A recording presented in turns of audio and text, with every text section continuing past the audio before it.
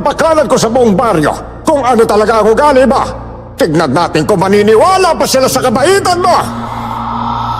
Natuklasan kong mismong matandang lalaki ang gumagabay sa mga espiritu. Wala nang iba.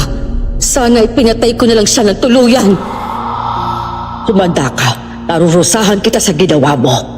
Ipagsasapalaran kong buhay ko para lang makagante.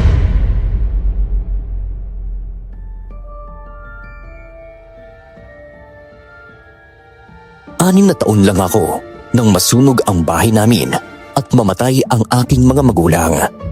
Inampun ako ni Kapitana Milagros, isang kilalang mayaman, matalino at iginagalang sa aming baryo. Lumaki ako sa kanyang poder at hanggang ngayon, palaisipan pa rin sa akin kung bakit nangyari ang sunog na yon na kumitil sa buhay ng mga magulang ko. Ang alam ko lang, mahirap lang talaga kami. Nang magbinata ako sa poder ni Kapitana Milagros, ginawa niya akong driver. Pero hindi ako nag-iisa. Umampun din siya ng isang batang babae. Mga 2 taon lang ang agwat namin sa isa't isa sa ilalim ng pangangalaga ni Kapitana. Magandang araw po sa inyo. Ako nga po pala si Abel at ito ang aking kwento.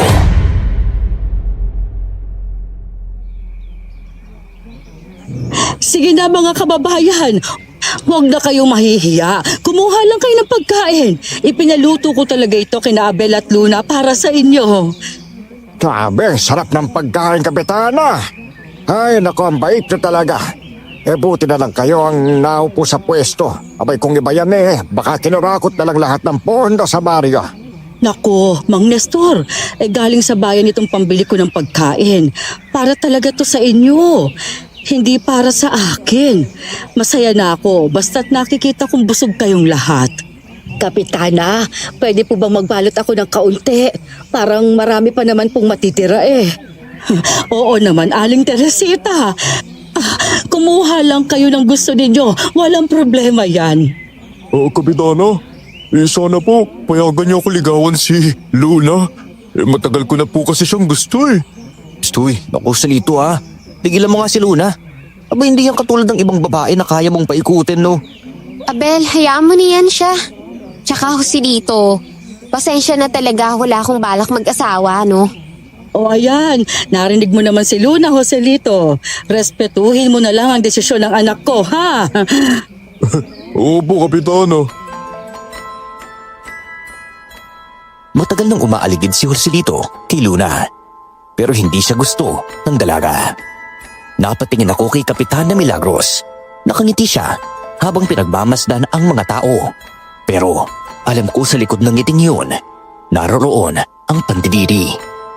Mga anak ang tawag niya sa amin, pero kami, Kapitana lang ang tawag sa kanya. Hoy Abel, sigurado akong 3 bote na naman ng alcohol ang mauubos ni Kapitana mamaya Tignan mo kahit sino humawak sa kanya, todo spray agad Ang plastic talaga. Imposibleng hindi napapansin ng mga tao na nandidiri siya sa kanila Stoy Luna, pag nagsasalita ka, huwag mong titigan si Kapitana ha. Baka mamaya maramdaman niyang siya ang pinaparinggan mo Iniinis lang kasi ako Kawawa naman yung mga tao. Hindi nila alam na plastic si Kapitana. At dati pa siyang mangkukulam. Uy, huwag mo nga yung sabihin ng malakas. Uy, no, papalapit na siya dito. Abel, uuwi na tayo. Hindi ko na kaya. Parang masusukan na ako. Nakakadiri na talaga. Ayoko na magtagal dito. Pero Kapitana, baka magtaka po sila kung bigla kayong umalis Sasabihin ko na lang na masama ang pakiramdam ko. Na totoo naman. Ang bigat ng hangin dito. May amoy pawis, putok, kung ano-ano pa. Ay parang ang lagkit ng paligid. Luna, umuwi ka na rin ha?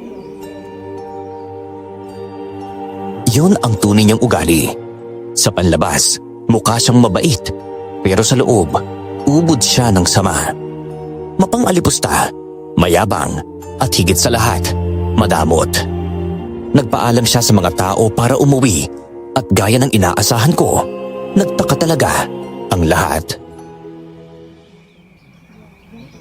Bakit po kayo uuwi na, Kapitana? Hindi pa naman po tapos ang handaan. Akala ko po'y magbibigay pa kayo ng mensahe sa amin. Ay, bukas na lang, Aling Teresita. Medyo masama talaga ang pakiramdam ko ngayon. Tsaka, ang dami niyo pa naman dito. Ubusin niyo lang lahat ng pagkain, ha? Ay, opo, salamat po talaga, Kapitana. Kung hindi dahil sa sipag at malasakit ninyo, hindi kami makakatikim ng ganitong handaan. Kapitana, ready na po tayo. Nasa kotse na si Luna. Oo, Abel. Sandali lang, susunod na ako. Pagkatapos niya magpaalam, dali-dali siyang sumakay sa kotse. Sumunod naman ako para magmaneho. Habang nasa biyahe na kami, panay ang punas niya ng alkohol at towel sa mga kamay niya. Parang may ayaw siyang dumikit na kahit anong bahid ng tao o alikabok. Buwisit talaga yung mga matatandang yun.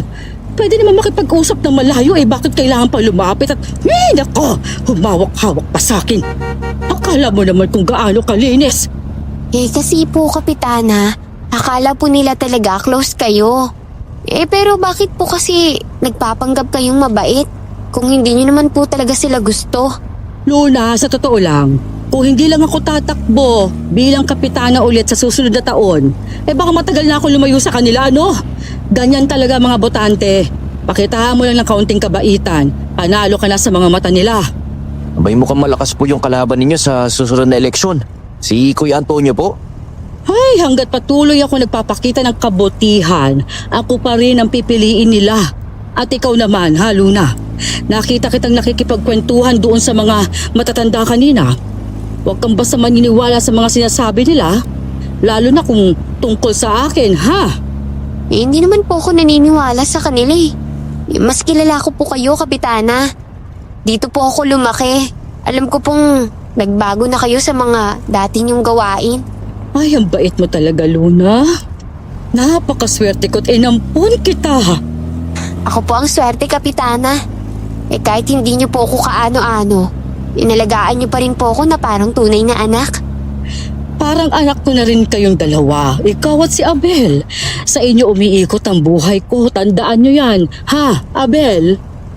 Opo, Kapitana. Tunay namang mabait sa amin si Kapitana. Simula noon pa man, hindi niya kami sinasaktan o pinapagalitan. Masasabi kong mahal niya kami ni Luna, kahit hindi naman talaga niya kami mga anak. Pero pagdating sa ibang tao, puro kaplastikan ang pinapakita niya. Pagsapit ng umaga, biglang dumating si Mang Nestor sa bahay. Galit na galit ang mukha niya, kaya nakakunot noo ako sa pagtataka. Nasa si Kapitan Abel, ha? Nasa kwarto po siya. Nagpapahinga po. Bakit po, Mang Nestor? Nagkita naman kayo kahapon sa barangay hall, di ba? Oo, nagkita nga kami. Pero hindi ko alam na may ginawa pala siya sa akin Kailangan ko siya makausap tungkol sa lupa ko. Dali! Lupa? Anong lupa po? Nalaman ko sa munisipyo. Palihim pala niyang inaayos yung mga papeles ng lupa ko para mapunta sa kanya. Traitor para siya Akala ko pa naman mabuti siyang tao. Mang Nestor, magandang umaga po. May problema po ba? At sino po yung tinatawag ninyong traidor? Yung inainahan yung kapitana. Tawagin mo sa Luna. Gusto ko magkaharap kami. Tignan natin kung anong idadahilan niya sa ginawa niya sa akin. Sandali lang po, Mang Nestor. Luna, ikaw na yung tumawag kay Kapitana, ha? Sige. Saglit lang po Nang madaling umakyat si Luna sa pangalawang palapag ng bahay. Samantala, halos hindi mapakali si Mang Nestor. Paulit-ulit niyang hinahaplos ang kanyang muka. Halatang hindi mapigilan ang inis na bumabalot sa kanya. Alam mo, si kapitana pa man ang binoto ko ng eleksyon Akala ko mabait siya, matulong Pero sa ginawa niya napaisip ako na baka pakitang tao lang palang lahat ng kabaitan niya. Baka naman po nagkakamali lang kayo ng narinig o kaya ng hinala, Mang Nestor. Hindi ko po alam kung kaya talaga ni Kapitana yung mga paratang po ninyo. Aba, paano naman ako magkakamali Yung babae mismo sa munisipyo ang nagsabi sa akin. Pumunta ako roon para magbayad ng buwis pero sabi nila, nakabayad na raw sa Kapitana Milagros. Kasi daw, sa kanya na yung lupa ko. Teka nga po, para po malinaw na sa lahat. Hintayin na lang po muna natin si Kapitana. Siguradong may paliwanag po siya riyan Paliwanag? Ha! Hindi sapat yun. Ipapahiya ko talaga yung babaeng nun. Kumanta siya! Maya-maya, bumaba na sina Luna at si Kapitana. Kita sa mukha ni Kapitana ang pagkakulubot ng noo niya. Halatang naiinis siya sa ginawang paggising sa kanya ni Luna. Ano ba, Mang Nestor? Ang aga-aga pa. Nagpapahinga pa ako. Hindi ka mo lang makapaghintay hanggang tanghali? Kapitana, alam mo kung gaano kalaki ang tiwala at respeto ko sa'yo. Pero bakit mo naman inangkin yung lupa ko, ha? Yun lang ang natitira sa akin eh. Aba, matagal ko nang binabayaran ng buwis ng lupang yon at pinaayos ko na rin ang titulo. Ako lang may-ari nun, hindi ikaw. Wala tayong napag-usapan na ganyan. Abay, paano mo nagawa yun, ha? Ibalik mo nga sa akin ang lupa ko. Tama na yan! Umalis ka na, Mang Nestor. Wala akong oras para sa mga drama mo. Ganon pala, ha? Sige, ipapakalat ko sa buong baryo kung ano talaga ang ugali mo. Tignan natin kung maniniwala pa sila sa kabaitan mo. Pagkasabi ni Mang Nestor noon, biglang bumunot ng baril si Kapitana mula sa kanyang tagiliran. Itinutok niya ito kay Mang Nestor, dahilan para manginig sa takot ang matandang lalaki. Subukan mo lang, papatayin kita. Akala mo ba'y takot akong pumatay ng tao? Ha, hindi ako natatakot. Papatay mo ako? Gagawin ko yan para wala nang magpapahiya sa akin sa harap ng tao. Uy, Kapitana, kumalma lang po kayo. Baka mabigla kayo at maipit at maiputok yung baril na yan. Mapapahamak si Mang Nestor. Alam mo, kaya kong itago yung ginawa ko kapag napatay na kita, Nestor. Kapitana, wag po. Maawa po kayo kay Mang Nestor. Mang Nestor, umalis ka na at mangako ka na hindi ka nagagawa ng kwento para siraan si Kapitana. Oo, binapangako ko. Hindi nga kumalat ang balita tungkol kay Kapitana. Kapag kaharap niya ang mga tao, mabait pa rin ang aura na ipinapakita niya na parang walang nangyayari. Sa bawat meeting ng barangay, nandoon si Mang Nestor at galit ang mga matang nakatitig kay Kapitana. Pero wala siyang magawa. Lumapit naman si Joselito sa kinaroroonan namin ni Luna. Alam ko na agad ang mapapansin na naman niya ay si Luna. Abel, napapansin ko lang, ha. Dati sobrang close ni Mang Nestor kay Kapitana. Pero ngayon parang ang sama ng tingin niya sa Kapitan. Ano kaya nangyari, no? Ewan ko nga Joselito eh. At saka tigilan mo na kayong kakatanong eh. Hindi naman maganda yung ganyan eh. Parang nag-iintriga ka sa buhay ng ibang tao. Nagtatanong lang naman ako, ah. Uy, Luna, bakit ang ganda ba naman palagi? Ay, yan ka na naman eh. Tigilan mo nga ako, Silito. Grabe naman, suplada mo talaga, ha. Sige na nga, may iba tayo. Ano bang ipapagawa ni Kapitan kay Aling Teresita sa bahay ninyo? Sabi kasi, isasama rin daw ako. Papalinis daw sa akin yung bakuran tapos ako pa rin yung magpuputol ng mga sanga ng kahoy. Ganun ba? Kailan ka raw sasama? Pagkatapos na ng meeting.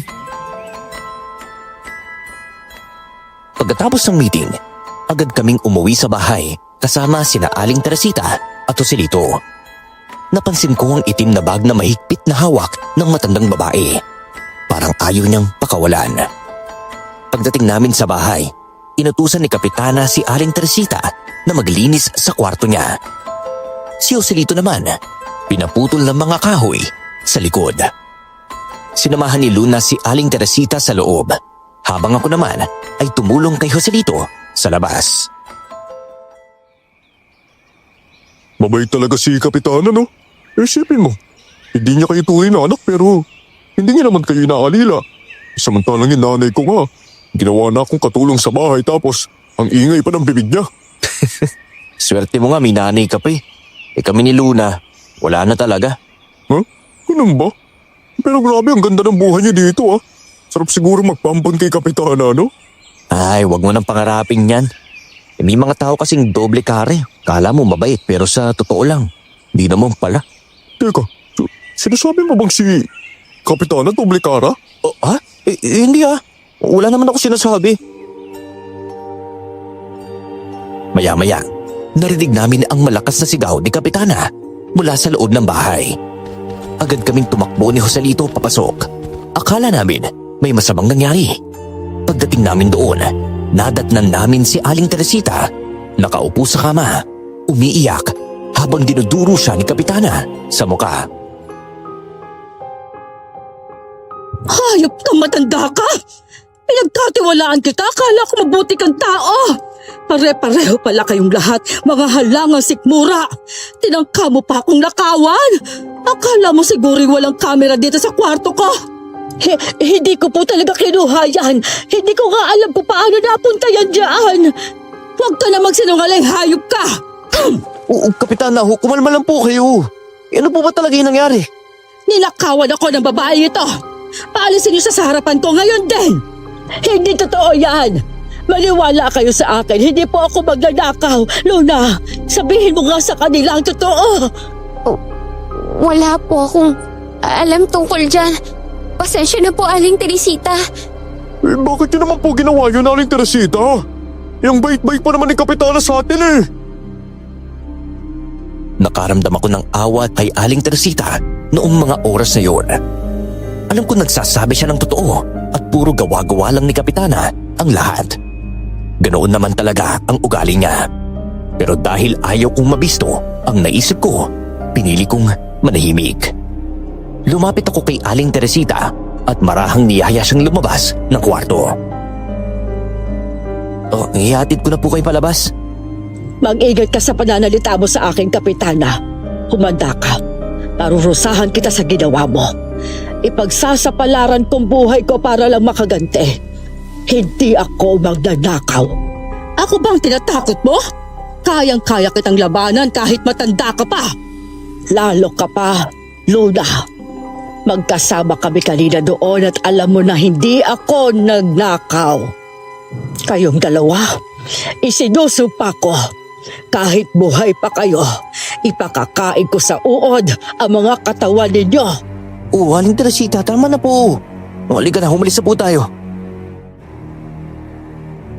Sumama rin siya sa akin papunta sa labas ng bahay. Si Joselito naman ay nagpaiwan sa itaas dahil hindi pa siya tapos sa ginagawa niya.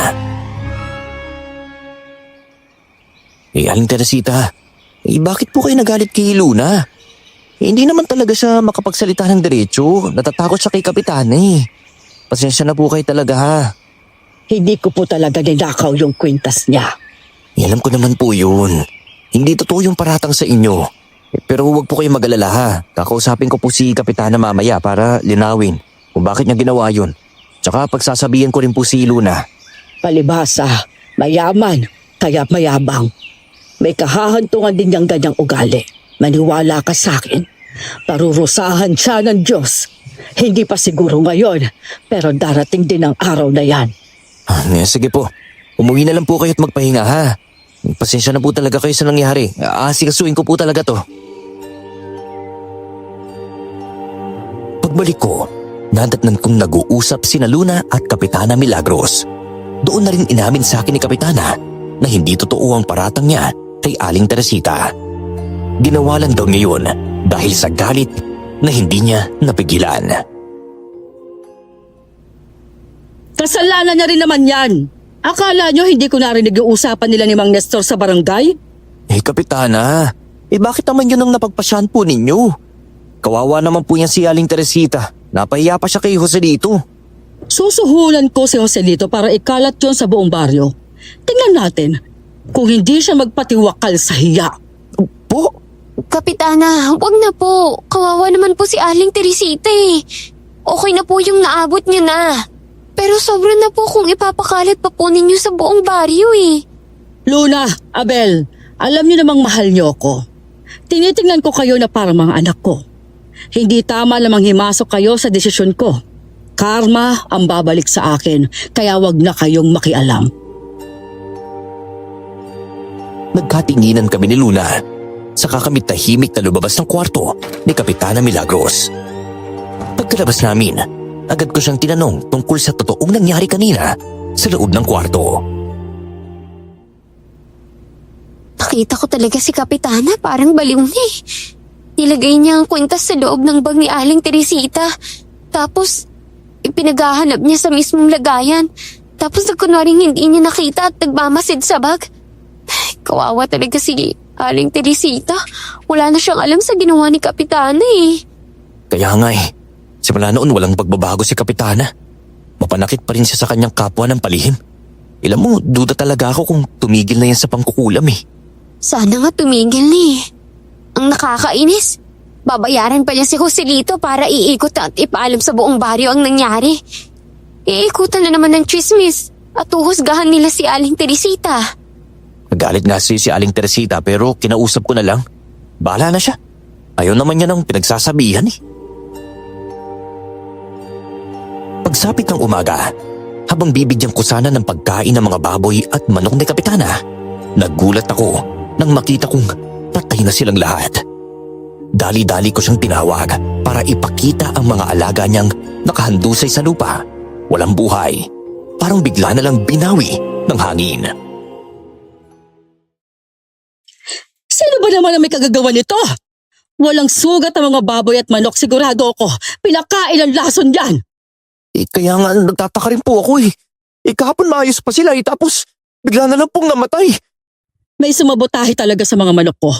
Pupunta ako ngayon sa barangay at hahanapin ko kung sino yung may gawa nito. Sana lang, hindi si Aling Teresita. Bakit naman po si Aling Teresita na naman po yung naiisip ninyo? Siya lang naman ang nagalit sa akin ng todo kahapon. Luna! Luna! Ano po yan, Kapitana? Papunta ako sa barangay. Ikaw na muna ang magluto. Ihanda mo yung makakain namin. Opo, Kapitana. Buhay ng hayop ang kinuha nila.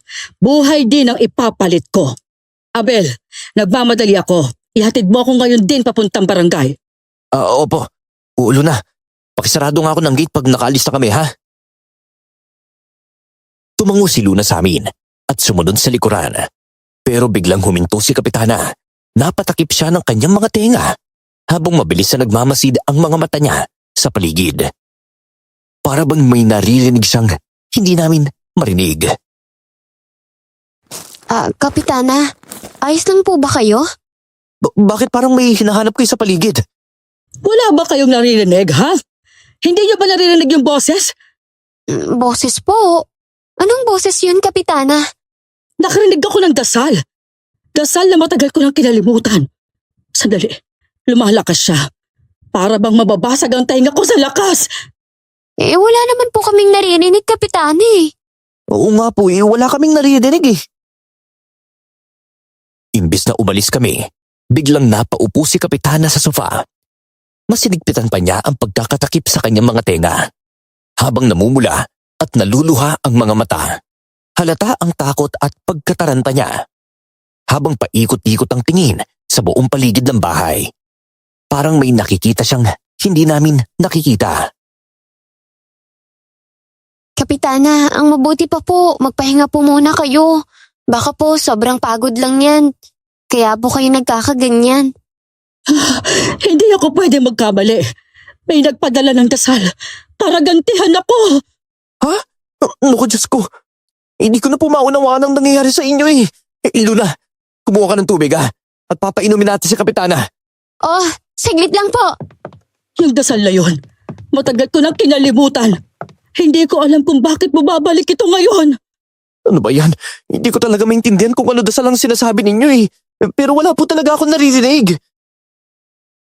Pagbalik ni Luna, may dala siyang isang basong tubig. Iniabot na yon kay Kapitana. Pero bigla itong nabitawan nang muli niyang takpan ang kanyang mga tenga. Nagwawala na siyang umiiyak. Nagsisisigaw sa dahilan na hindi namin maintindihan. Gumawa kayo ng paraan para hindi ko marinig ito. Ayoko na. Ayoko na talaga. Luna, ano ba nangyayari sa kanya? Hindi ko nga rin alam kung bakit siya nagkakaganyan eh. Sandali, mag-iisip ako ng paraan kung paano natin siya matutulungan. Ano ba yan? Bilisan mo naman mag-isip. Teka, hindi. Si Kapitana, inuutog na niya ang kanyang ulo sa sopa. Kapitana, tama na po yan. Baka pumapano kayo. Nananahimik na ako kaya tigilan niyo na ako. Tumigil na kayo. Kapitana, sino po ang kausap niyo? Abel, buhatin mo na lang siya. Dali mo agad sa kwarto niya, bilis. Agad ko siyang binuhat kahit patuloy pa rin siyang nagwawala. Panay ang sigaw niya. Sinasabi niyang ang sakit daw ng kanyang tenga. Halos hindi namin siya mapigilan. Pero makalipas ang kalahating oras, unti-unti siyang natahimik. Tila nawala na ang boses na naririnig niya. Doon lang namin nakita na kumalma na si Kapitana. Aalis pa tayo, Abel. Kailangan tumalaman kung sinong pumatay sa mga alaga kong hayop. Kapitana, pakiusap po, makinig naman po kayo sa amin. Magpahinga na po muna kayo. Wala po patutunguhan yung ginagawa ninyo. Magkakasakit lang po kayo niyan eh. Ito na nga po ang simula eh. Nakakarinig na kayo ng mga boses na wala naman talaga. Tama nga po si Luna. Magpahinga na lang po muna kayo sa ngayon ha. Kaya kong sarili ko. Ihatid mo na ako, Abel. Huwag mo siyang ihatid, Abel. Alam ko po na kayo po ang nagpalaki sa akin, nagpakain at nag-aruga. Kaya wala po akong karapatang pakialaman kayo. Pero ngayon po, ako naman po muna ang pakinggatin nyo. Wala pong aalis ng bahay na to. Oo na, sige na. Baka isipin mo pa na anak nga ang turing ko sa'yo pero hindi kita pinakinggan. Hindi na ako aalis. Hindi na, kung yan ang gusto mo. Iyon ang unang pagkakataon na nakinig sa amin si Kapitana. Pagsapit ng gabi, hindi pa rin siya lumalabas ng kwarto. Parang ayaw makipag-usap kanino man. Kami naman ni Luna, abala sa kusina, nagluluto para sa hapunan. Napangiti ako at pinuri ko siya dahil sa unang pagkakataon nakinig si Kapitana sa kanya. Alam mo, bilib din ako sa iyo ah. Simula noon pa, madalas sinasabi ni Kapitana na huwag tayo mangingialam sa desisyon niya. Pero grabe ka ha. Wala siyang binatbat sa'yo nung medyo nagseryoso ka na. Kasi, naisip ko yung matandang babae. Alam ko kasing, siya lang ang pinanghihinalaan ni Kapitana sa pagkamatay ng mga manok at baboy niya. Kaya nga eh. Sa tingin mo ba, aling dahilan ng pagkamatay ng mga manok at baboy niya? Baka naman biglang nagkasakit o baka may ibang dahilan pa. Hindi ka naniniwala na pinakain ng laso ng mga yun? Hindi ko alam. Kasi hindi naman natin mismo nakita, diba? Tsaka nga pala, mukhang ayaw niyang bumaba sa kwarto niya no? Yan ang balak mo niyan. Tira mo na siya ng pagkain doon sa kwarto niya. Ano ka ba? Dalawa tayong maghahatid. Mamaya sabihin na naman niyang may naririnig siyang dasal eh. Alam mo, sa totoo lang, takot na ako kanina eh. Randam ko talaga na nanghihina siya. Oo nga, kaya ata nakinig lang yun kasi nanghina nga talaga siya. Nang maluto na ang pagkain, dinala namin ito sa kwarto ni Kapitana. Nauna akong pumasok at pagkapasok ni Luna, biglang nanlaki ang mga mata ni Kapitana. Para siyang natakot. Yung takot na hindi ko maintindihan kung saan nanggagaling. O Kapitana, nandito po kami para bagatid ng pagkain. Teka, may problema po ba kayo? Lola, may anino sa likuran mo. Dalawa sila nakatayo. Po! Hala, Abel, ito na nga yung sinasabi ko eh. Teka, kalma lang. Kalma lang kayo ha. Sandali lang. Kapitana, wala akong nakikitang anino eh. Tsaka Luna, tignan mo sa likuran mo, wala namang anino. Guni-guni mo lang ata yan, Kapitana eh. Meron talaga. Imposibleng hindi nyo nakikita. Hindi nga po talaga namin nakikita oh. Wala po akong nakikitang anino eh. Wala po talaga oh. Lola, lumewang ta. Tingnan mo. Iha, may anino talaga sa likuran mo. Kapitana, natatakot na po ako sa mga sinasabi ninyo eh. Tayong tatlo lang po ang nandito. Ang anino lumalabas lang pag may ilaw sa tao, sa paligid. Pero yung sinasabi nyo, wala po talaga. Maniwala po kayo sa akin. Napahilot si Kapitana sa sentido niya at tumigil na rin sa pagbulong sa anino. Pero ngayon, mas lalo siyang naging matapang tignan. Parang may kung anong nagbago sa kanya.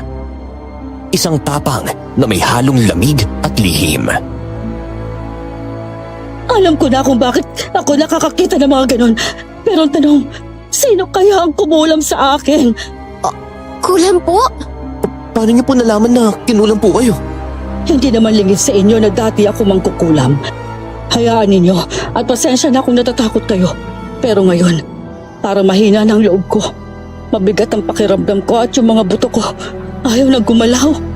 Mas gusto ko nilang humiga buong maghapon. Parang bigla nilang bumagsak ang katawan ko nang wala namang dahilan. Wala naman pong masama kung magpahinga kayo, Kapitani.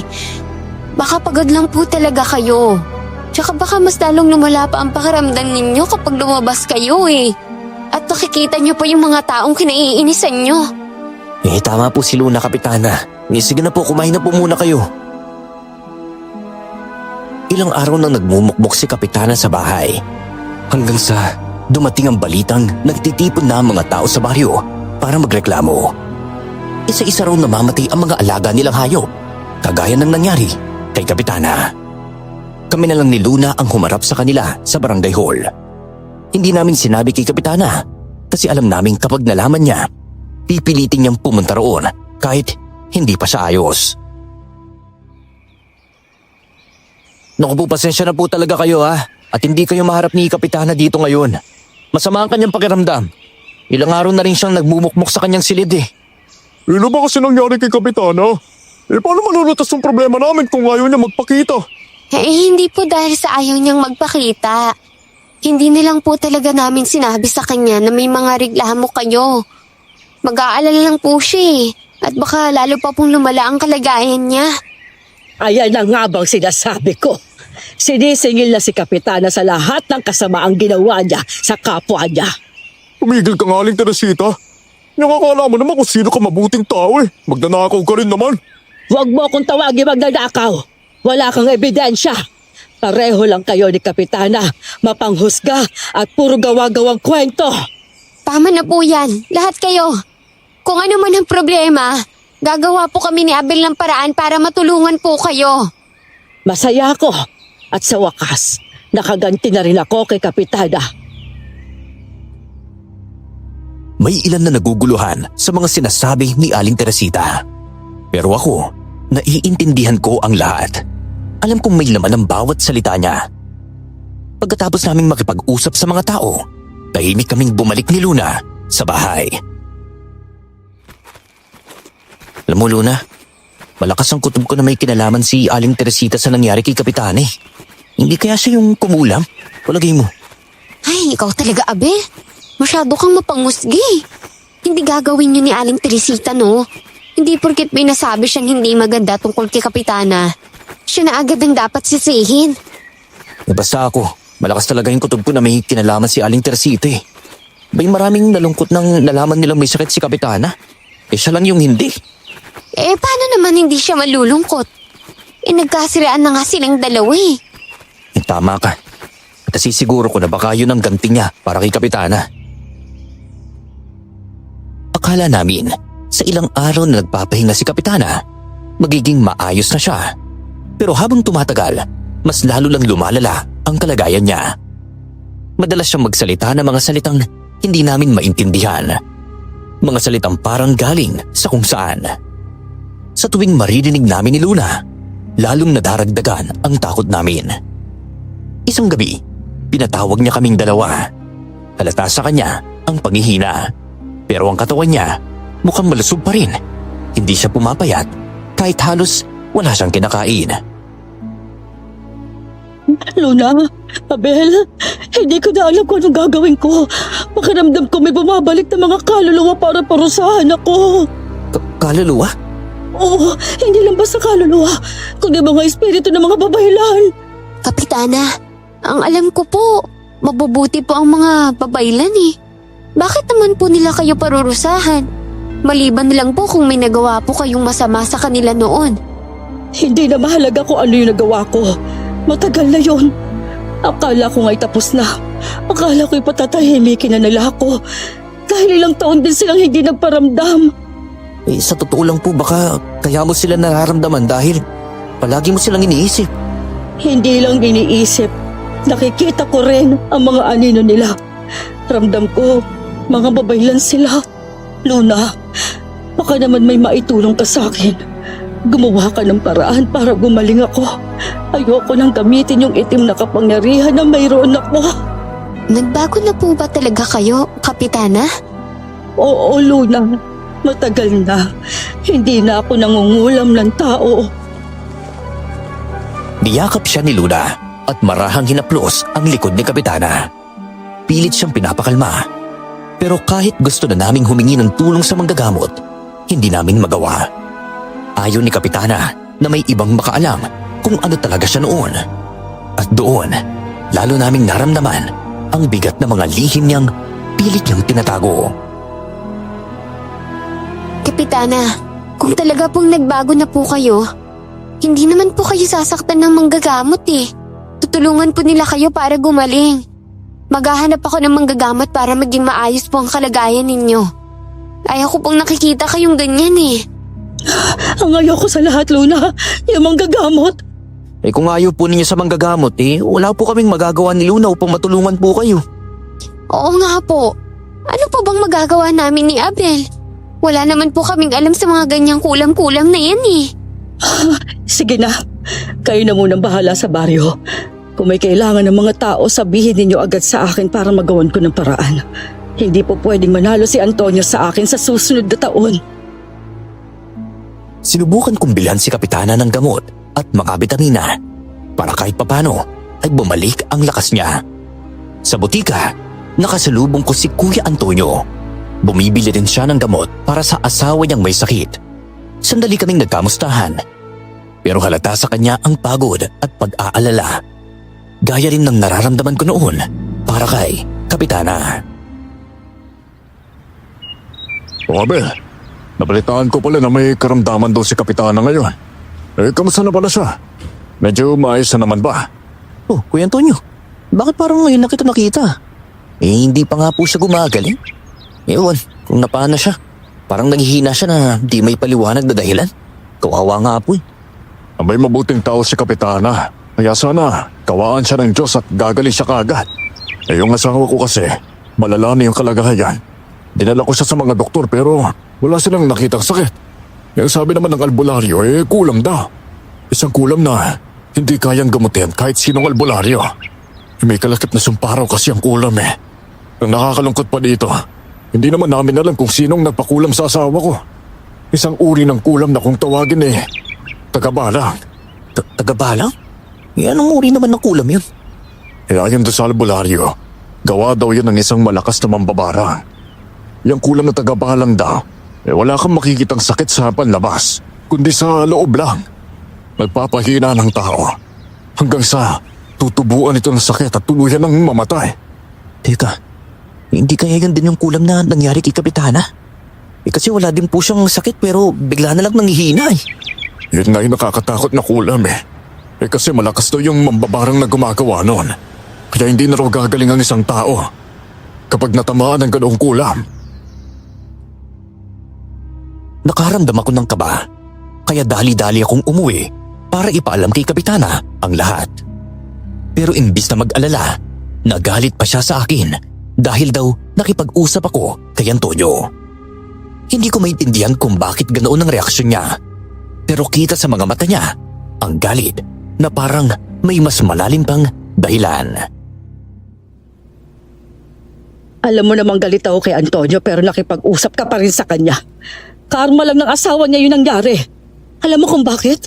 Dahil inagaw niya si Antonio sa akin noon. Lumaki kayo sa poder ko pero marami kayong hindi alam sa mga sakit na pinagdaanan ko. Ibiro po sabi ni Kuya Antonio, lumalala na raw po yung kalagayan ng asawa niya. Tapos, isang kulam na tagabalang daw yung dumapo sa asawa niya. Isang uri ng kulam daw yun na hindi kayang pigilin at pagalingin ng kahit sino manggagamot. Naisip ko lang po na baka pareho kayo ng asawa niya. Kaso po ikaw biglang nanghina pero wala din naman pong sakit. Huwag ka na mag-alala sa akin. Ayos lang ako. Malalagpasan ko ito. Abel, pwede bang samahan mo ako magdasal? Gusto ko sanang si Luna ang yayain pero matatakotin ang batang yon. Kaya ikaw na lang. Sige po. Mas gusto ko nga yung magdadasal po kayo para gagaling na po talaga kayo. Sandali lang, maghahanda lang ako. Hindi ko kailangan yung gamot na yan. Kaya ko pang sarili ko. Akala ko, isang normal na dasal lang ang gagawin namin. Pero hindi pala. Siya lang ang nagdarasal at kahit anong pilit kong intindihin, hindi ko mawari kung ano ang mga salitang binibigkas niya. Parang lumang wika. Mga katagang galing pa noong panahon ng mga Kastigla. Habang tuloy-tuloy siya sa pagdarasal, bigla na lang siyang natumba. Mabuti na lang at nasa loko siya kaagad, kaya hindi siya tuluyang bumagsak sa sahig. Kapitana, ano po nangyari? Nagdadasal ako para maitaboy ang presensya ng mga espiritong babahilan. Pero hindi tumatalab. Parang ako pang nangihina, Abel. Ang ipinagtataka ko, bakit palaging nakasunod sa likod ni Luna ang mga espiritu ng babahilan? Sa totoo lang, hindi alam ni Luna ang tungkol sa ritual na ito. Kung maaari, huwag mo nilang banggitin sa kanyang ginawa natin. Opo, hindi ko naman po babanggitin. Pero bakit po kaya palaging nakikita na nakasunod ang espiritu kay Luna? Maaari may koneksyon si Luna sa mga babahilan. Kailangan kong alamin ito sa lalong madaling panahon. Baka siya talagang sinusundan nila kaya pati ako nagagambala. Ay, bubuhatin ko na lang po kayo at dadalhin po kita sa kwarto ninyo, ha? Sige, pasuyo na lang, Abel. Lumabas kami sa silid kung saan siya nagdasal kanina. Sa tingin ko, hindi ordinaryong dasal yun. Parang isa sa mga dasal ng mga mangkukulam na naririnig ko lang sa kwento ng matatanda. Paglabas namin, nakasalubong namin si Luna. Kita sa mukha niya ang pagtataka nang makita kong buhat-buhat si Kapitana palabas mula sa silid na yon. Saan naman po kayo galing, Kapitana? At lumipat po ba kayo ng silid? Abel, nakikita ko na naman yung espiritu ng babahilan na kasunod kay Luna. Luna, pwede bang hayaan mo muna si Kapitana? Mamaya na lang tayo mag-usap, ha? Medyo masama kasi ang kanyang pakiramdam, eh. Mas lalong nagiging masama kapag nakikita ka niya. Ako? Bakit naman po ako? Ano po bang kasalanan ko sa kanya, Kapitana? Ano pong nagawa kong mali? Patawarin mo ko, Luna. Alam kong isa kang mabuting bata. Hayaan mo muna akong makapagpahinga. Mamaya, sasabihin ko sa'yo kung anong pasya ko. Nagtaka si Luna noong mga oras na yon, pero hindi na siya nagsalita. Dinala ko si Kapitana pabalik sa kanyang silid at paglabas ko, napansin kong wala na si Luna. Hindi ko alam kung saan siya nagpunta. Pagsapit ng gabi, pinatawag kami ni Kapitana sa kwarto niya. Hindi ko inakalang doon ko marinig ang hindi ko gustong marinig. Papaalisin niya si Luna sa bahay. Masakit din sa akin ang desisyong ito pero Luna, sa ngayon, kailangan mo munang umalis sa bahay ko. Malakas ang kutob ko na ikaw ang sinusundan ng espiritu ng mga babahilan. Hindi ko po alam kung ano yung pinagsasabi ninyo eh. Tsaka saan naman po ako pupunta kung paaalisin niyo po ako? Oo nga po, kawawa naman po si Luna kapag ganun. Hindi na magbabagong pasya ko. Kailangan mo talagang umalis sa pamamahay ko. Pero huwag kang mag-alala. Kapag medyo maayos ng pakiramdam ko, ipahahanap kita kay Abel at ibabalik kita rito. Sige po. Ampun niyo lang naman po ako eh. Kaya syempre, kahit kailan kaya niyo akong paalisin. Malungkot na tumalikod si Luna noong mga sandaling yon. Halos hindi makapagsalita. Si Kapitana naman, bakas din ang lungkot sa mukha. Pero bigla na lang siyang napangiwi. Alam ko na kagad, sumasakit na naman ang mga buto at laman niya, gaya ng dati. Abel, pigilan mo si Luna. Pakisabi sa kanyang huwag na siyang aalis. Nagbago ng desisyon ko. Bilisan mo. Opo? Oo. Dahil pakiramdam ko, mas lalo akong nanghina dahil inaway kong sarili kong anak. Sige na, Abel, pigilan mo siya. Sige po. Oh, Luna! Luna! Oh, bakit Abel? Nag-iimpake na ako ng mga gamit ko. Sabi ni Kapitana huwag ka nang umalis eh. Nagbago na raw yung desisyon niya. Talaga, Abel? Oo. Mas lalo daw siya nanghina dahil inaway ka niya eh. Baka sa mukha niya ang pagsisisi kanina. Mukhang nakapag-desisyon lang siya ng biglaan. Dahil naguguluhan na yata yung utak niya eh. Salamat, Abel. Akala ko wala na talaga akong halaga sa kanya eh. Habang tumatagal, mas lalo pang lumalala ang kalagayan ni Kapitana. Bigla na lang siyang nilalagnat. Tapos, sumusuka ng walang dahilan. Si Luna ang madalas mag-asikasa sa kanya kahit alam naming gusto ni Kapitana na lumayo siya dahil daw nararamdaman niya ang presensya ng mga espiritong babaylan kapag malapit si Luna. Pero kahit anong pilit niyang paalisin ito, mas lalo lang siyang nangihina at nagkakasakit sa tuwing nawawala si Luna sa tabi niya. Abel, wala ka bang balita kung ano nang nangyayari sa baryo? Wala bang nagtatanong kung kumusta na ako? May ilan po na nagtatanong kung gumagaling na po ba kayo.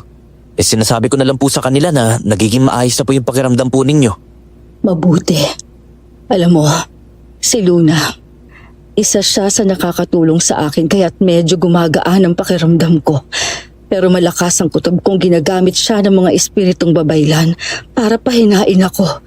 Kailangan kong gumawa ng paraan para malaman kung sino talagang may kagagawa nito.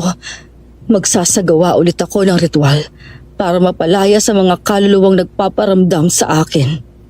Kapitana, huwag niyo naman po sanang masamayin ang tanong ko sa inyo ha. Pero minsan na po ba kayong nakapanakit na mga babaylan? Bakit po nila kasi kayo ginagambala kung wala naman kayong ginagawang masama sa kanila? Simula pa noong kabataan ko, marami akong nagawang masama sa kapwa ko. Marami akong nasaktan. Siguro, binabalikan na ako ngayon ng mga karma ko. Pero hindi ako magpapatalo, Abel. Gagawin kong lahat ng makakaya ko para lubayan na nila ako. Si Luna po ba, hindi niyo yayaing sumama sa pagre-ritual? Sinabihan ko na siya at pumayag naman. Sasama siya mamaya sa pagsasagawa ng ritual. Wala naman kayong kailangang gawin. Ako lang ang mangunguna. Sasamahan niyo lang ako habang isinasagawa ko yon. Nakakatayo pa si Kapitana, pero halatang nanginginig na ang kanyang mga paa. Doon ko lang napansin na medyo bumaba na pala ang timbang niya. Bago siya magsimulang magritual, marami siyang inihandang mga bagay, mga gamit ni Luna, at ako mismo ay hindi alam kung para saan. Pagkatapos, lumuhod siya sa harap ng itim na altar at doon nagsimulang bumigkas ng mga sinaunang salita. Mga katagang parang galing pa sa ibang panahon. Naiintindihan mo ba kung ano yung sinasabi niya? Hindi eh. Bakit pa kasi tayo sumama dito? Mamaya nagtatawag na pala siya ng demonyo nang hindi natin alam eh. Ano ba? Tumahimik ka na nga lang. Baka mapansin ka niyang bumubulong eh. Hindi naman tayo sumasamba sa itim niyang altar. Siya lang naman ang nakaluhod tapos tayo nakatayo lang dito sa kanyang likuran. Kahit na. Okay lang sana kung naiintindihan natin yung sinasabi niya pero hindi. Ganito pala magdasal ang mambabarang. Nakakakilabot. Tumahimik ka nga sabi. Tinikom ni Luna ang kanyang bibig. Nananahimik lang habang pinagmamasdan si Kapitana. Pero biglang nag-iba ang hangin. Napuno ng galit ang mukha ni Kapitana. Hinagis niya ang itim na kandila sa sahig at napasigaw ng malakas. Isang sigaw na nagpatindig ng balahibo namin ni Luna. Hayop siya! Siya pala may kagagawa nito. Isa pala siyang babaylan kaya tapang na tapang siyang humarap sa akin. Kapitana, sino po ba talagang gumawa nun sa inyo? Kumalma lang po kayo Baka matumba po kayo agad eh. Oo nga po. Nanginginig na naman po yung katawan ninyo. Hindi ko alam kung galit ba yan o sa nararamdaman po ninyo. Natuklasan kong mismong matandang lalaki ang gumagabay sa mga espiritu. Wala nang iba. Si Mang Nestor. Sana ipinatay ko na lang siya ng tuluyan. Naiinis ako. Hindi ko matatanggap na matatalo ako ng isang matandang babaylan. Si Mang Nestor? Babaylan po ba ang matandang yun? Isang mangkukulam? Hindi nga. Luna, hindi siya ordinaryong mangkukulam. Isa siyang babaylan na may kapangyarihang talunin ako. At ikaw naman, ginagamit niya upang mapalayo ka sa akin. Siyang nagpapadala ng mga espiritu ng babaylan para gabalain ako. Ngayong alam na po natin kung ano nga ba talaga ang nangyari. Hayaan niyo pong ako, kausapin ko po siya. Sasabihin ko po sa kanya na hindi po kayo nangkukulam upang pagalingin niya po kayo. Kahit kailan, hindi ako hihingi ng awa sa mga babaylan. Napakuyom ng kamao si Kapitana at biglang lumakas ang kanyang aura. Parang may bumalik sa dati niyang anyo. Sa tingin ko, babalik na naman siya sa pagiging mangkukulam niya. Nang malaman na niya ang punot dulo ng dahilan ng kanyang pagkakasakit, bumalik kami sa kanyang silid. Si Luna naman, inutusan niyang kumuha ng tubig sa kusina. Kapitana, ano po ba yung ginagawa ni Mang Nestor upang ganyanin kayo? Kung hindi naman pala siya mangkukulam na babaylan. Ang mga dasal ko, kabaliktaran ng dasal ni Mang Nestor. Kapag ako'y nawawalan ng loob, siya ang bumabangon at nagsasalo ng panalangin laban sa akin. Yung kulam na tumama sa akin, ibinalik niya sa akin para bang pinarusahan niya ako sa ginawa ko noon. Kung ganun po ba, pinagtangkaan mo siyang kulamin? Oo, pero Abel, pakiusap. Huwag mo nang banggitin kay Luna ang lahat ng ito. Ginawa ko yun para hindi niya makuha ang lupa niya sa akin. Kung mawawala siya. Nagsinungaling akong tumigil na ako sa pangungulam. Ngayon na lumalaban siya, panahon na para suklian kong ginawa niya. Huwag na po, kakausapin ko na lang po siya. Gusto mo ba talagang makatulong sa akin, Abel? Oo po naman. Gusto ko po makatulong po sa inyo. Patayin mong matandang yun para sa akin. Simula nung bata ka pa, hindi ako humingi ng pabor sa'yo. Ngayon lang, ang gusto ko, mawala siya. Hindi ako nakaimik noong mga sandaling iyon. Ayaw kong madumihan ang mga kamay ko ng dugo. Kung ano man ang alitan nila, wala akong kinalaman doon. Hindi sa wala akong utang na loob, pero ang pagpatay ay isang malaking kasalanan. Isang krimeng mahigpit na pinagbabawal ng Diyos. Oh, ano ba nangyayari sa'yo? Bakit parang hindi ka mapakali dyan ha? Ay, nagugutom ka na siguro. Sandali lang tong ulam mo, tatapos na. Hindi yan ang iniisip ko, Luna. Alam mo ba, inutusan ako ni Kapitana. Napatayin ko daw si Mang Nestor. Ayoko na maggawin yung bagay na yun, pero baka kapag hindi ko ginawa, baka sumbatan niya naman ako. Ano? Bakit na ipapapatay ang matanda? Hindi ganyan ang paraan. Ay, si Kapitana talaga sobra na eh. Hindi pwedeng manalo siya lagi. Ngayon lang siya nakatagpo ng kalaban niya eh. Ano ba kasing gagawin ko? Nagugulhan na talaga ako eh. Gusto kong makatulong sa kanya pero hindi naman sana sa ganitong paraan. Tama ka. Ang laban nila, mambabarang laban sa babaylan. Hindi dapat tayo makialam na ordinaryong tao lang. Ano, hindi ko susundin si Kapitana? Para sa akin, Abel, huwag ka nang makialam. Ikaw ang maiipit sa away ng mambabarang at mangkukulam eh. May kapangyarihan silang pumatay nang hindi man lang kumikilos. Huwag mong ilagay ang sarili mo doon. Napabuntong hininga ako ng mga oras na yon. Gulong-gulo ang isip ko. Sa unang pagkakataon, ayaw ko sanang kontrahin si Kapitana. Pero buo na ang loob ko. Hindi ko kayang patayin si Mang Nestor. Kahit para sa kanya. Ganito kasi yan eh. Kapag hindi ko pinatay si Mang Nestor, maaaring si Kapitana ang mamamatay eh. Alam mo, nagtataka talaga ako. Hindi maalis sa isip ko yung sinabi niya na si Mang Nestor daw ang nagpapadala ng espiritu ng babaylan. Hindi ba kapag may kulam, hindi dapat bumabalik siya ng kulam kung hindi niya kinulam si Mang Nestor? Iyon ko. Di siguro.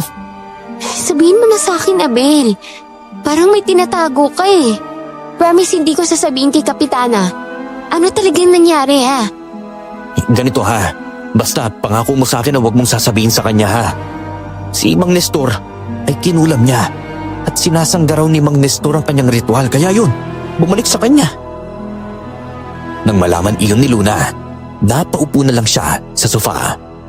Halatang hindi matanggap ang narinig.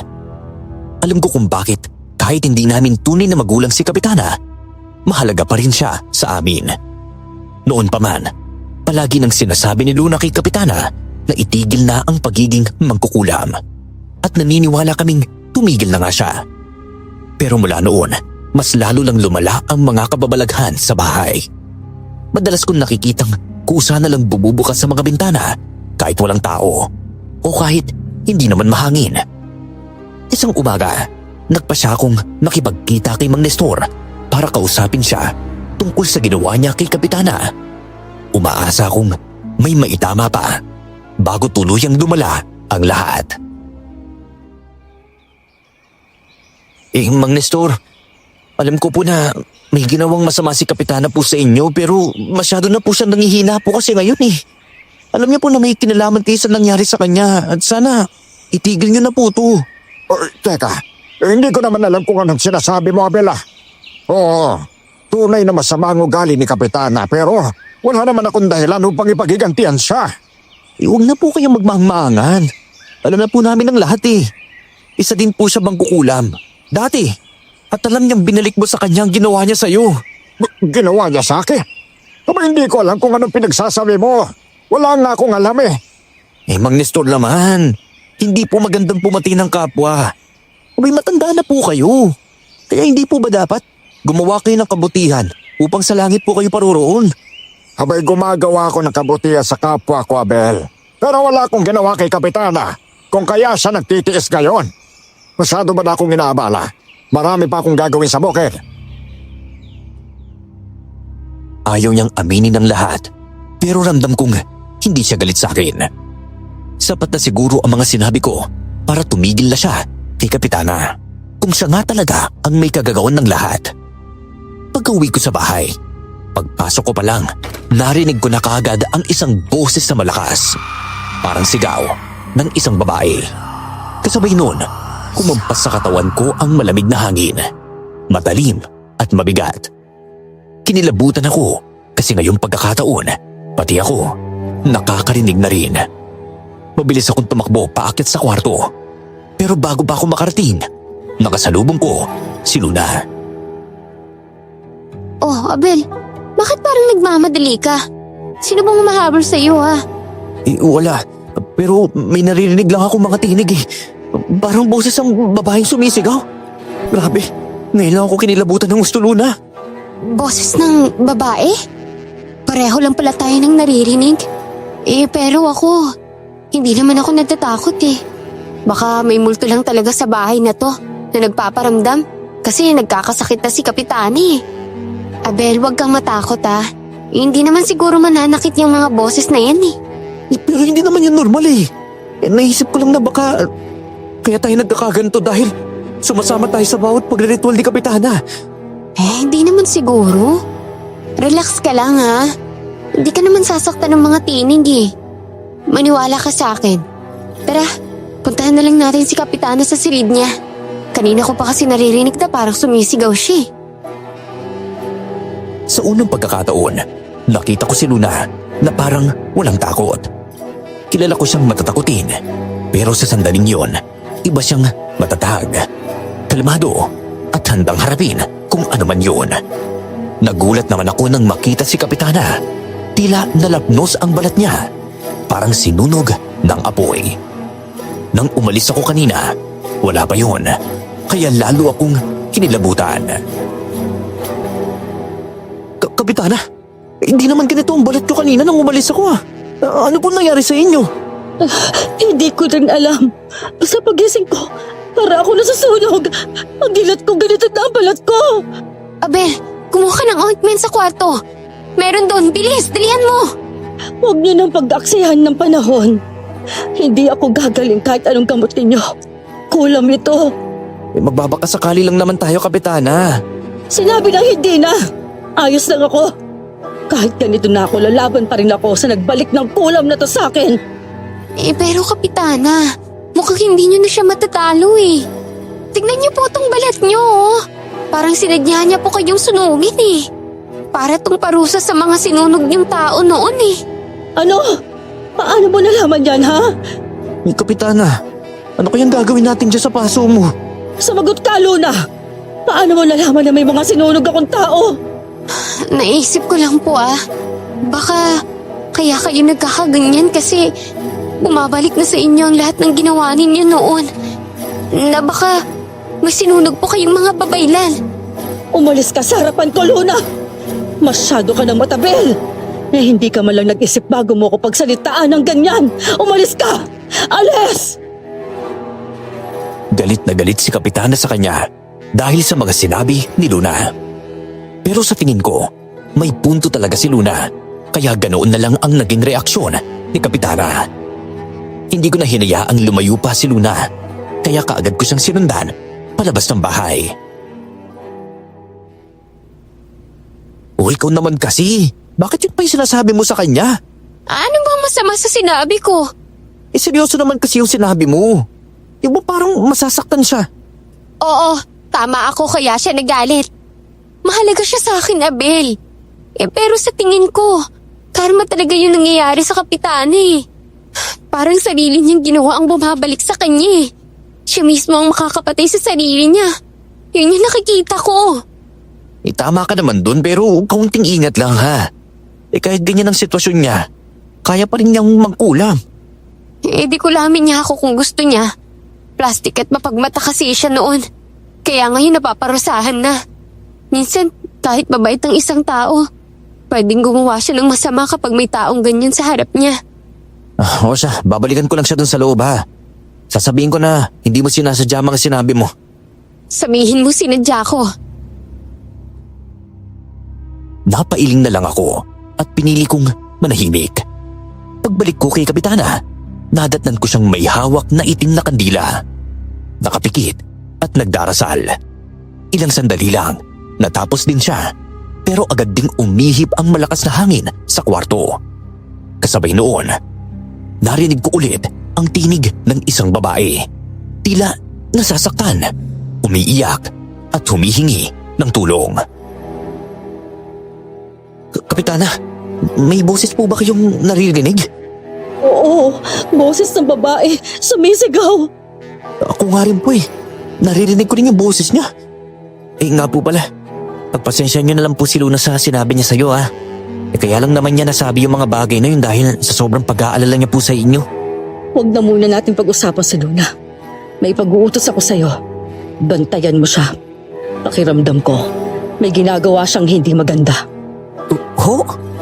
Oo, at kapag may nalaman kang kakaiba, sabihin mo agad sa akin. Hindi nila ako matatalo, Abel, kahit kailan. Marami na akong napatay na mga babaylan noon. Kung si Mang Nestor lang ang makakalaban ko, madali ko siyang pababagsakin. Hanggang ngayon po ba, pag-iiganti pa rin ang laman ng utak po ninyo? At anong gusto mong gawin ko, ha? Hahayaan ko na lang sila matapos ang lahat ng ginawa nila sa akin. Kaya nga sabi ko, bantayan mo si Luna. May kakaiba sa kanya. Malakas ang kutob ko. Baka kakampi siya ni Mang Nestor. Tama po ba yung sinabi ni Luna na may sinunog kayong mga babaylan? Dahilan para magalit kayo ng gusto sa kanya kanina? Oo, at yun din ang dahilan kung bakit gusto kong manmanan mo siya. Malakas ang kutob ko.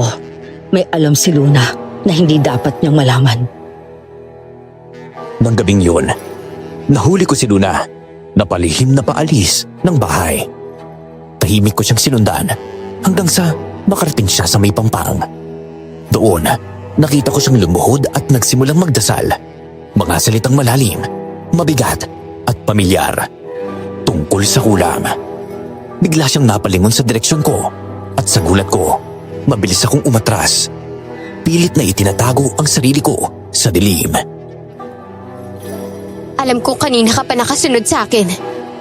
Narinig ko yung usapan ninyo na pinababantayan niyo ako.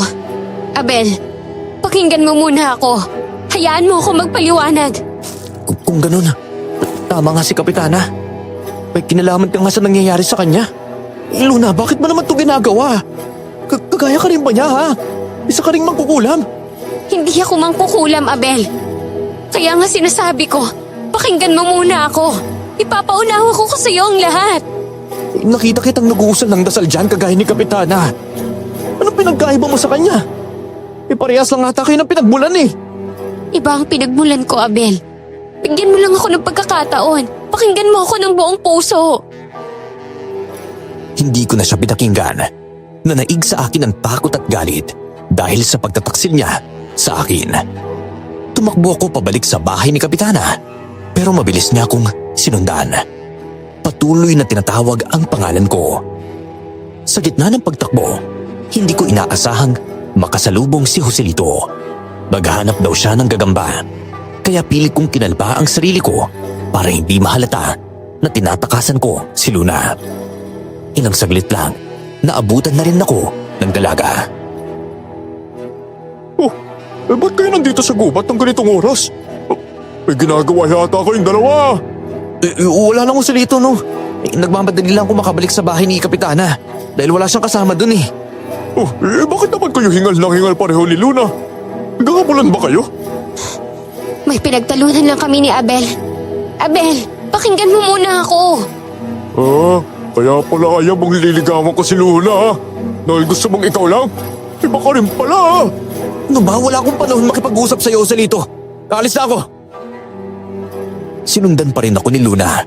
At pagdating namin sa harap ng bahay ni Kapitana, bigla niya akong hinila. Mahigpit ang pagkakahawak niya sa akin. Parang ayaw niya akong pakawalan. Habang bakas sa mukha niya ang takot at pakiusap na hindi ko maipaliwanag.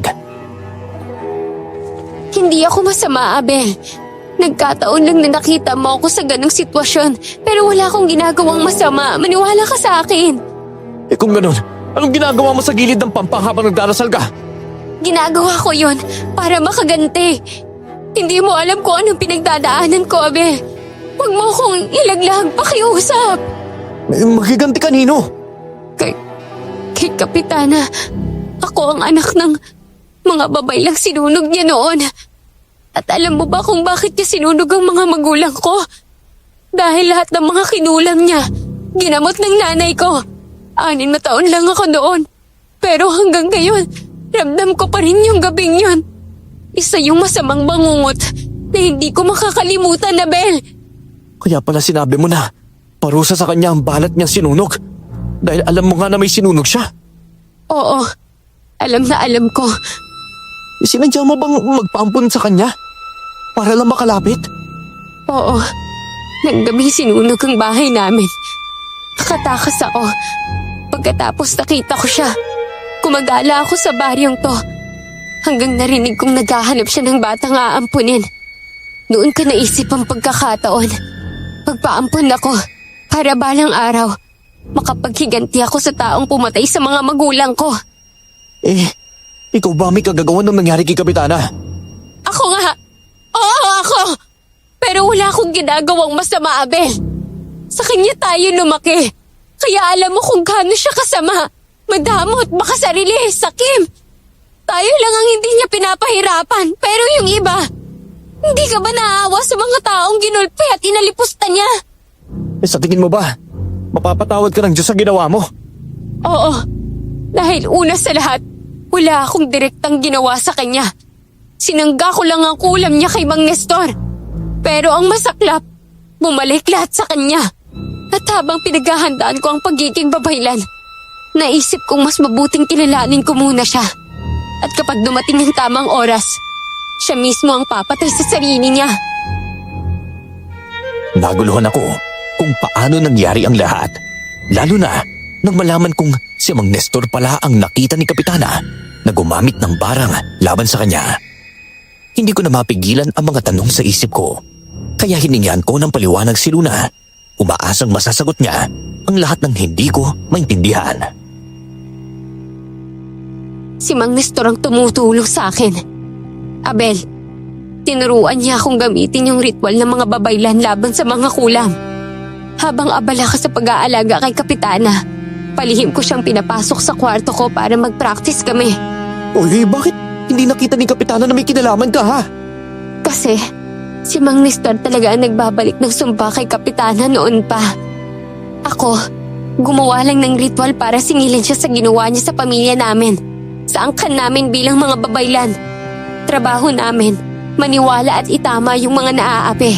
Pareho kami ni Mang Nestor ng layunin. Singilin si Kapitana sa mga buhay na tinanghin niya mula sa amin. Hindi ko na alam kung saan ako papanik sa inyo. Mas lalong hindi ko inaakala na kaya mo pa talagang pumatay ng tao. Pagiging mamamatay tao ka kapag pinagpatuloy mo yung ginagawa mo. Hindi ganyan yan, Abel. Mali ang pagkakaintindi mo. Hindi kami pumapatay ng basta-basta. Pinipigilan lang namin ang mga paglaganap ng sumpa ni Kapitana. Siya pa ang naglaro ng buhay para patayin si Mang Nestor. Kaya mo pala ako pinipigilan nung nakaraan ha? Dahil magkakilala pala kayo ni Mang Nestor? Please, huwag mo akong talikuran, Abel. Hindi ako masamang tao. Kailangan ko lang ng pagkakataon para ayusin to. Nagmamakaawa siya. Pilit na nagpapaliwanag. Pero pinili kong manahimik. Wala na akong nasabi pa. Nagpaiwan siya sa labas ng bahay ng gabing yun, habang ako ay dahan-dahang pumasok. Pagkapasok ko, sakto naman na nagkasalubong kami ni Kapitana sa may pasilyo. Nakatingin siya sa akin, malamig ang mga mata, parang alam niya ang lahat ng nangyayari. Samahan mo akong magdasal, Abel. Nasaan na si Luna? Nagawa mo na bang sinabi ko? 2 beses na kitang inutusan. Sana kahit minsan ay sumunod ka na. Nalaman ko na si Luna ay walang ginagawang masama po sa inyo. Baka nga si Mang Nestor lang ang may kagagawan ng lahat at gusto niyang pag-awayin kay ni Luna. Mabuti kung ganon. Saan ka galing? Sa labas lang po. Tara na po. Magritual na po tayong dalawa. Oo.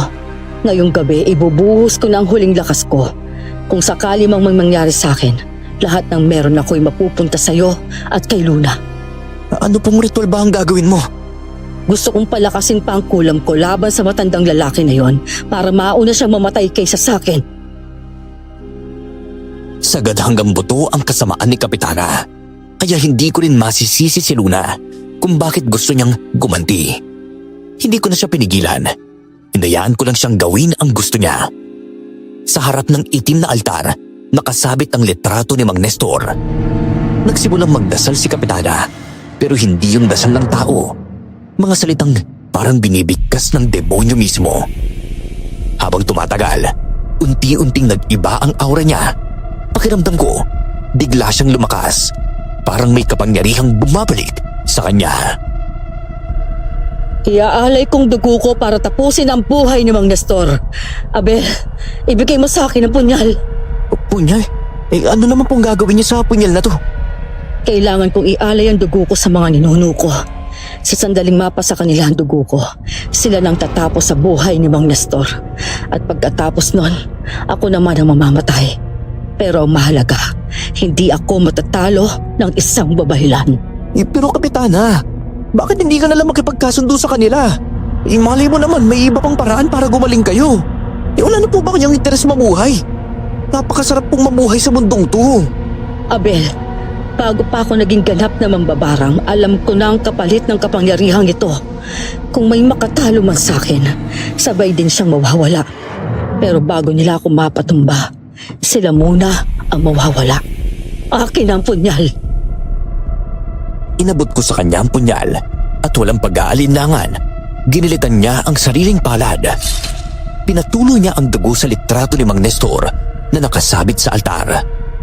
Muli siyang nagdasal, mabagal, mabigat at puno ng puot. Habang pinagmamasdan ko, napansin kong kumalat ang dugo sa litrato. Parang gumagapang hanggang sa tuluyan nitong nabalot ang katawan ni Mang Nestor sa larawan. Hindi ka pa rin ba titigil, Kapitana? Bakit pa ang hirap para sa iyong tanggapin na talo ka na?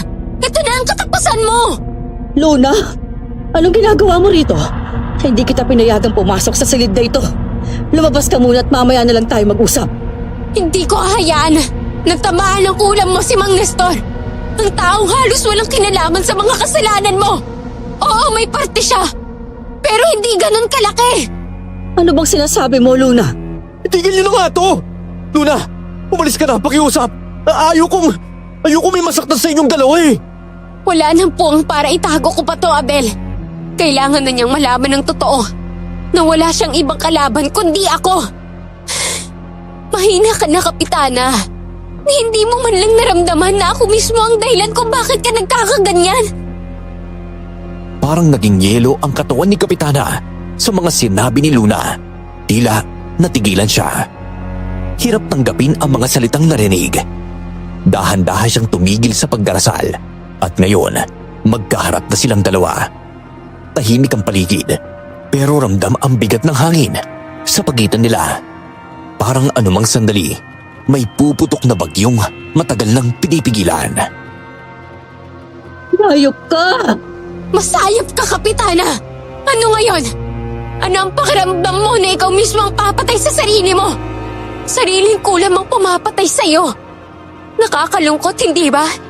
Akala mo hindi ko alam na ikaw ang kumukulam sa asawa ni Kuya Antonio? Plano mo pa sanang kulamin sina Aling Teresita at Mang Nestor para kunin ang lupa nila. Sino ka ba talaga, Luna? Ang kailangan lang naman dito ang pagpapatawad at pagtanggap sa kasalanan. Hindi na kailangan hantong pa sa sitwasyon na may mamamatay. Huli na, Abel. Sa tagal ko kasama niya, hindi ko nakita na nagsisisi siya kahit minsan. Kung ganon, sige. Ipatitikim ko sa'yo ang pinakamalakas kong kulam. Traidor ka!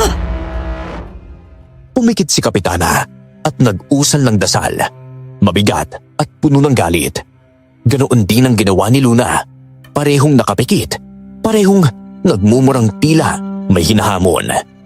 Ako naman, hindi makagalaw. Napapatingin lang sa kanilang dalawa. Sa tila, hindi nakikitang puwersang pumapagitna sa kanila. Ilang saglit lang, biglang natumba si Kapitana sa sahig. Doon ko lang napagtanto ang dasal ni Kapitana. Bumabalik sa kanya, parang salamin na ibinabalik ng mas makapangyarihang kamay. Lahat ng sinasabi mo para saktan ako, bumabalik din sa'yo. Marunong ako sumangga ng kapangyarihan ng mga mambabarang. Huwag mong sayangin ang laway mo para lumaban sa akin.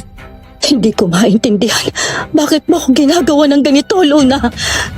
Naalala mo ba yung batang muntik mong patayin nung sinunog mo ang bahay ng mga magulang niya? Ako yon. Pinili mo ako buhayin para ano daw? Para may mapaglaruan kang babaylan? Paano ka nga maglalaro sa akin kung gayong nangihina ka na? Ikaw pala yun. Paanong hindi kita natandaan? Sinadya kong magkunwaring pulubi para maampun niyo ako. Nahulog kayo sa patibong ko. Taon-taon kong pinahasa ang ritual ng aming angkan para makalaban ako sa'yo. Kung ganon, bakit hindi mo na lang ako pinatay noon? Patay ka ngayon, pero hindi sa kamay ko lang. Ibubunyag ko lahat. Malalagay ka sa kahihiyan. Malalaman ng baryo na isa kang mambabarang. Ikaw ang manunupil noon. Ako naman ang magpapantay ngayon.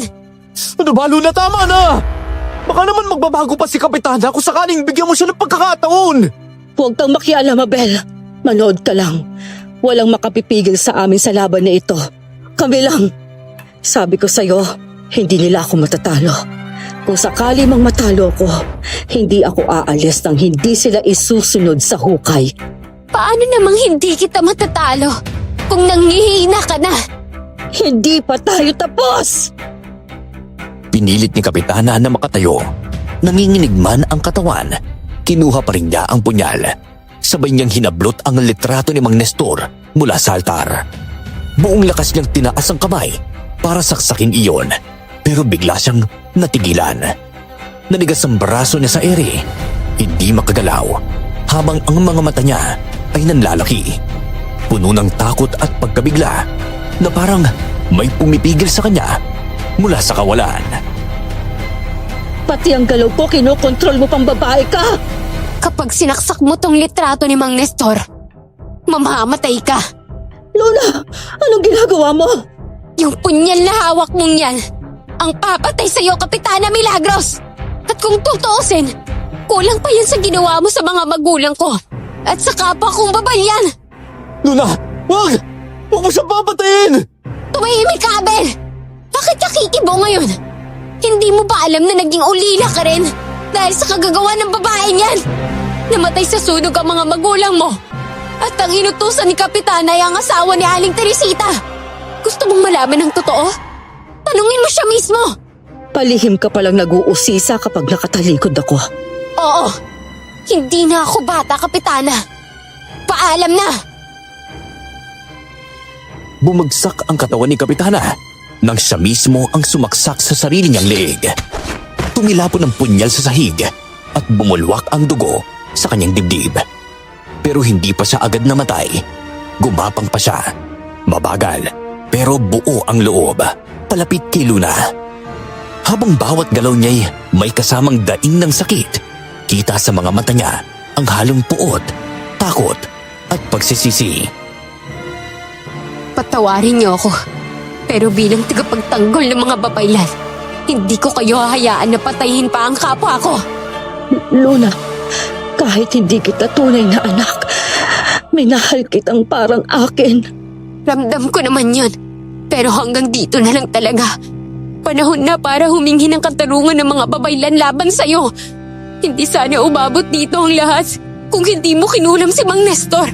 Pagkatapos mong subukang patayin siya ng baril, kailangan ko siyang protektahan at bumalik sa'yo lahat ng kulam mo dahil doon.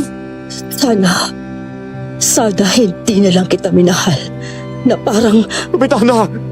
Kapitana! Wala na siya, Abel. Patawarin mo ako kung sa pangalawang beses mong naramdaman na mawawala sa iyo ang isang mahal sa buhay at pangalawang magulang mo. Masakit para sa akin ang pagkawala ni Kapitana. Pero siguro, ito na talaga ang itinakdang katapusan niya. Agad kong inireport sa mga pulis ang nangyari. Pero ang sinabi ko ay siya mismo ang tumapos sa sariling buhay dahil sa matinding sakit na nararamdaman niya. Ilang sandali lang, dumating na ang tauhan ng purinarya at kinuha ang katawan ni Kapitana Milagros. Hindi nagtagal, dumagsa rin ng mga tao sa bahay, mga osisero, kapitbahay at kakilala. Lahat nagtatanong, lahat gustong malaman kung ano talaga ang nangyari. Bakit niya naman sinaksak ang sarili niyang leg, Abel? Tsaka, nasaan ba kayo ni Luna? Abay, alam niyo namang may pinagdaraanan siya. Kaya dapat hindi niyo siya iniwan. Nakakulong po kasi siya sa kanyang silid eh. Hindi naman po pwedeng oras-oras kaming nandoon dahil alam ko nagpapahinga siya. Ano ba yan? Kawawa naman si Kapitana Milagros. Nasaan na ba si Luna? Andun po sa taas. Oh, yan na pala si Luna eh. Abel. Masama ang loob ko sa ginawa sa akin ni Kapitana pero hindi ko akalaing magpapakamatay siya dahil sa karamdaman niya. Patawarin ninyo ako, pati si Luna. Ayos lang po yun. Wala naman po kayong kasalanan po doon eh. Abel, pwede ba tayong mag-usap? Sige, sandali lang. Doon kami nag-usap sa loob ng bahay. Sa isang sulok na alam naming walang makakarinig sa amin. Tahimik lang si Luna hanggang sa bigla niya ako niyakap. Sa totoo lang, wala akong galit sa kanya. Alam kong marami rin siyang pinagdaraanan. Kagaya ko. Sa yakap na yon, parang pareho kaming naramdaman ang bigat ng lahat ng nangyari at ang konting ginhawang naiwan matapos ang kaguluhan. Natanong mo na ba si Aling Teresita tungkol sa sinabi ko kay Kapitana kanina? Hindi pa, pero balak ko siyang tanungin mamaya. Magpapaalam na sana ako eh. Gusto ko nang lumipat ng tirahan. Uuwi na siguro ako sa bundok kung saan nakatira ang mga kapwa ko babaylan. Ibabalita ko sa kanila na nakaganti na ang angkan namin. Paano naman ang bahay na to kung sakaling aalis ka? Hindi ka naman pwedeng umalis, Luna. Araw-araw mo lang maaalala ang ginawa ko kay Kapitana kung mananatili ako dito. Mas mabuti nang lumayo ako. Nauunawaan kita. Pasensya na rin sa mga nangyari ha. Nagpasalamat si Luna sa akin at paulit-ulit na humingi ng tawad sa ginawa niyang pagpatay kay Kapitana. Tahimik lang akong nakinig. Wala na rin akong nasabi pa. Pagkatapos naming mag-usap, lumapit naman ako kay Aling Teresita. Gusto kong malaman ng totoo, lahat ng hindi ko pa alam. Nagulat pa ang matanda sa mga tanong ko. Pero sa huli, bumuntong hininga siya at inamin din ang lahat. Ang totoo niyan, matagal lang gustong magkaanak ni Kapitana. Kaya nang makita ka niya, gusto kanyang bilhin sa mga magulang mo. Pero syempre tumanggi sila. Nagalit si Kapitana, kaya pinuntahan niya ang bahay ninyo para ipapatay ang mga magulang mo at sunugin na lang ang bahay. Nasunog ang bahay namin. Tandang-tanda ko pa noon. Nakahiga na kami nang biglang nagliyabang apoy eh. Inuna kong iligtas ang tatay ko pero binalikan niya si nanay para iligtas. Kaya lang, hindi na sila nakalabas ng bahay ng sabay. Lahat ng yon ay plano ni Kapitana. Kaya habang nagbibinata ka, gusto niyang lumayo kayo sa mga tao dahil alam niyang may mga nakakaalam ng sikreto niya. Kaya pala palagi niya sinasabi sa amin ni Luna na huwag kaming makinig sa mga kwento ng mga tao. Ang mahalaga, natapos na lahat. Lahat ng kasinungalingan at pananakit niya ay nabayaran na. Alam kong nalulungkot ka, pero wala na tayong magagawa pa. Siya na rin mismo ang tumapos sa sarili niyang buhay. Nakita kong papalapit si Mang Nestor kay Luna noong mga sandaling iyon. Dahil sa kutob ko, kaagad akong lumapit sa kanila. Tahimik akong nakinig at habang papalapit ako, malinaw kong narinig ang usapan nila. Mabagal, maingat, pero halatang puno ng bigat at sikreto. Ikaw ang sagot sa lahat ng katanungan ng ating angkan Luna. Masaya ako na dahil sa wakas, hawak mo na ang kakayahan ng magulang mo. Magaling manggamot at sumangga ng mga kulam mo barang. Dapat rin po ako magpasalamat sa inyo. Ang dami niyo pong naituro sa akin. Kayo po ang gumabay sa akin mula sa simula hanggang sa natutunan ko po ang lahat. Abay kung wala ka baka, napatay na rin ako ni Kapitana Milagros. Mang Nestor, naku patawarin po ninyo ako sa mga maling paratang ko po sa inyo Itunay po ba na wala kayong kinalaman sa nangyari kay Kapitana? Ako nga ang dapat humingi ng tawad sa iyo. Dahil hindi mo man lang sinabi na si Luna ay may gawan yun kay Kapitana. Basta tandaan mo ito, Abel. Mabait si Luna at mahal rin niya si Kapitana kaya lang, bago namatay ang kanyang mga magulang, mayroon silang sumpa na binitawan. Sumpa? Ano naman pong sumpa? Nakapagtumuntog na sa 18 si Luna, ay doon nalalabas ang kanyang kakayahan bilang isang magaling na babaylan. Bilang isang manggagamot na babaylan. At ang una niyang misyon ay patayin ang mambabarang na pumatay sa kanyang mga magulang. Yun ang bagay na hindi ko kayang takasan, Abel. Kahit lumayo pa ako, tatalab pa rin ng sumpang yun na ako ang papatay kay Kapitana. Inamin sa akin ni Aling Teresita ang lahat Hindi ko inaasahan na siya din palang pumatay sa mga magulang ko para lang maampun niya ako. Abel, sana simula ngayon, maging maayos na tayo. Wala na si Kapitana at panahon na para maghilom ang lahat. Binurol pa rin namin si Kapitana kahit alam ko na ang lahat ng ginawa niya sa pamilya ko. Para sa akin, yun na lang ang huling respeto na maibibigay ko. Pagkaraan ng ilang linggo, dumating ang eleksyon at si Kuya Antonio ang nanalo. Isa siyang totoong mabuting tao, hindi tulad ni Kapitana Milagros. Ang nakakagulat pa, bigla na lang gumaling ang asawa niya simula nang mawala si Kapitana. Binati namin si Kuya Antonio at makikita sa mukha niya ang saya. Masaya siyang sinuportahan namin, hindi bilang mga alaga ni Kapitana, kundi bilang mga taong handang magsimula ulit. Maraming salamat talaga sa inyong dalawa Isa ka nga pala, Luna. May nakondak ako doon sa kabilang baryo na kung sakali may gusto magpagamot, pumunta lang sila dito sa baryo natin. Talaga po? Naku, salamat po Kuya Antonio. Kapitana pala. Ang saya ko po kapag may natutulungan akong may sakit o nangangailangan. Walang ano man yun, Luna. Alam ko naman na mapapagaling mo sila at hindi ako mapapahiya doon. Ay, tsaka nga pala Kapitan. Kumusta na pala yung mga lupa na kinuha ni Kapitana Milagros noon? Na ibalik na po ba sa mga may-ari? Oo, naibalik na. Pero may mga natira pang lupa. Bale, kayo na magmamana nun. Kami po? Pero hindi naman po kami anak ni Kapitana Sa totoo lang, naisulat na ni Kapitana sa kanyang huling habilin na kung sakaling mamatay siya sa inyo may iiwan ang lahat ng kanyang ari-arian. Ang bahay ay para din sa inyo. Kung ako sa inyo, mas mabuti pang maging mag-asawa na lang kayong dalawa. Abay total hindi naman kayo magkamag-anak. Ay, naku, nakakahiya naman po sa mga tao. Alam po nila na magkapatid po kaming dalawa Malabo po yung sinasabi niyo, Kuya Antonio. Kahit ano pong mangyari, hindi po ako papatol dyan kay Abel, no? Hindi na lang ako umimik noong mga oras na yon. Simula nang maupo bilang kapitan si Kuya Antonio, unti-unting nagbago ang takbo ng baryo. Mas naging maayos, mas tahimik, at mas buhay ang mga tao dahil sa kanya. Isang lider na tunay na nagmamalasakit at nagmamahal sa kanyang nasasakupan. Malapit na ang piyesta.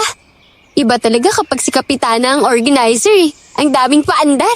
Excited na ako manood ng mga magagandang dilag sa bikini open. Basta ako, matutulog lang ako dito sa bahay.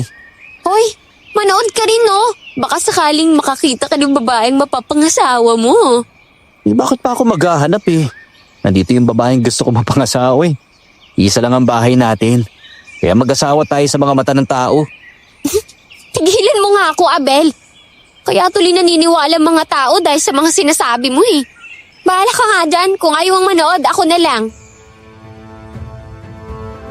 Yun ang unang piyesta sa aming baryo na may magagandang paligsahan at masayang selebrasyon. Kahit wala na si Kapitana, mananatili pa rin ang alaala niya sa amin ni Luna. Ilang taon din kaming magkasama sa poder niya at totoo, ipinakita niya sa amin ang pagmamahal.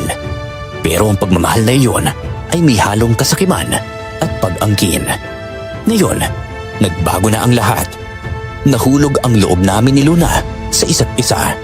At kalaunan ay nagpakasal kami. Lumipat kami sa ibang lugar. Isang tahanang alam naming ligtas sa mga masasamang alaala ng nakaraan. Nagkaroon kami ng 2 anak na ngayon ay pareho nang nasa kolehiyo. Hanggang dito na lang po ang aking kwento. Maraming salamat po at more power sa inyong channel.